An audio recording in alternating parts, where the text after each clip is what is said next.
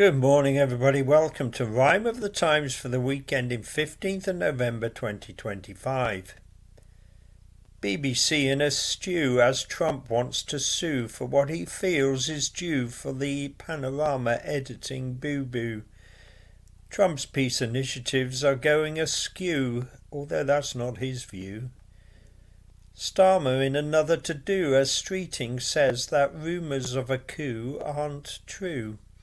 While Reeves makes another budget review and tax rises will no longer go through. Phew.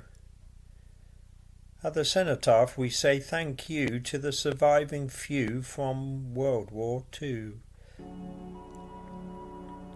Last week BBC caused quite a rumpus when they seemed to lose their impartial compass. Panorama's view of the events of Jan 6 have landed auntie in a one hell of a fix.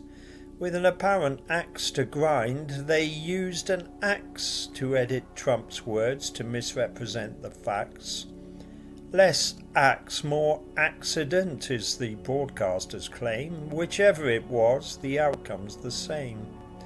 That video, spliced and diced to add some spice, using Trump's diction, was not very nice.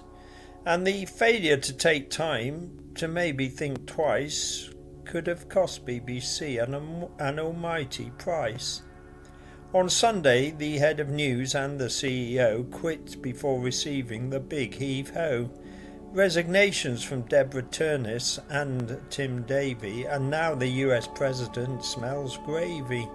BBC lawyers getting into a fever considering every available lever to find a way out of a massive conundrum caused by Trump's huge toddler tantrum. He has claimed that it is his obligation to seek compensation from the corporation. Revenge, he proclaims, is not the main aim of his possible $5 billion claim. He just wants to stop others suffering the same from a low-grade journo trying to shame their name. Trump wants to be the knight in shining armour, uncowed by the likes of Panorama. Against Goliath, he's little old Dave, the peacemaker by whom the world will be saved. On the subject of peace and that prize from Nobel, we now know for Trump that didn't go well.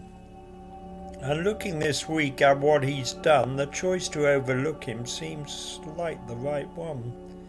Even ignoring his scrap with the BBC, there's not much sign of peacemaking on his CV. From his oval ivory tower far away, he reassures the world that everything's okay, but his deal for Gaza is barely holding as each day more atrocities are unfolding. And with Russia and Ukraine, he U-turns into a spin depending on which side he thinks might win. And though he'd claim it's part of his deal-making armoury, his tariff-turf wars hardly bring global harmony. And now Nobel have made the decision to not give Trump any recognition. It seems his efforts to have conflict stopped have noticeably and significantly dropped. To stem the tide of drugs that are being brought into the US from the Caribbean, the US Army's been taking pot shots at the ships that are making the illicit drug trafficking trips.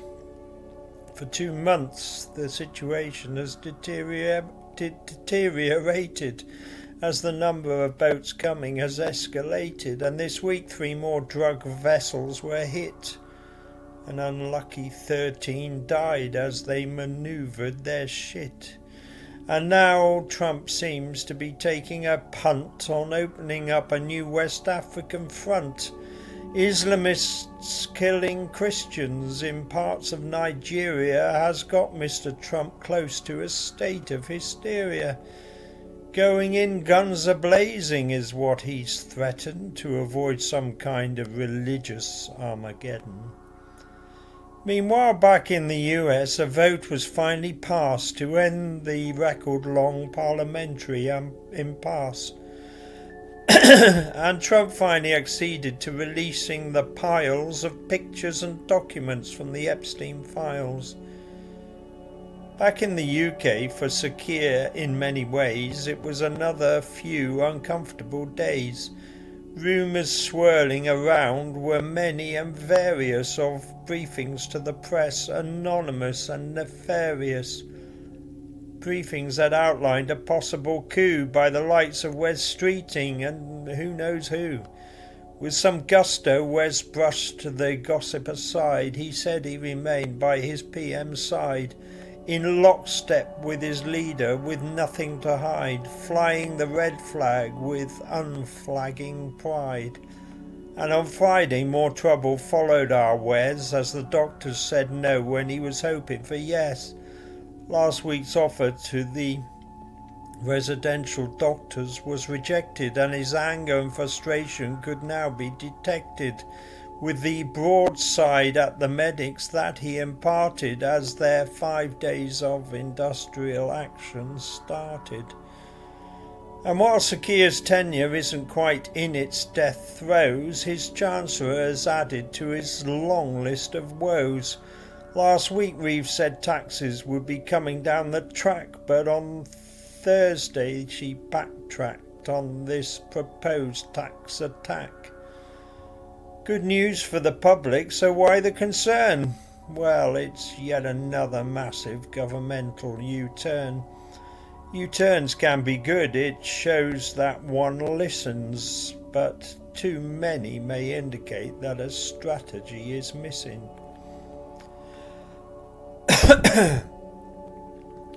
On Sunday in London's gloom and rain, those gathered at the Cenotaph prayed never again.